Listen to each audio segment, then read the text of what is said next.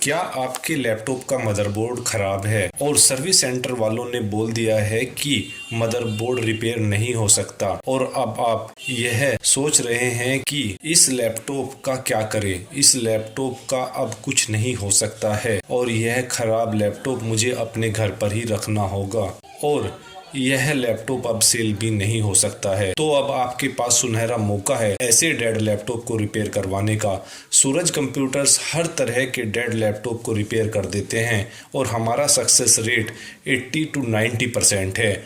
अगर आप दिल्ली एनसीआर में रहते हैं तो आप हमारे सर्विस सेंटर पर आकर अपना लैपटॉप दिखा सकते हैं और अगर आप दिल्ली से बाहर रहते हैं तो कोरियर के थ्रू हमें अपना लैपटॉप भेज सकते हैं। अगर आपकी कोई क्वेरी है तो आप हमें कमेंट कर सकते हैं। धन्यवाद।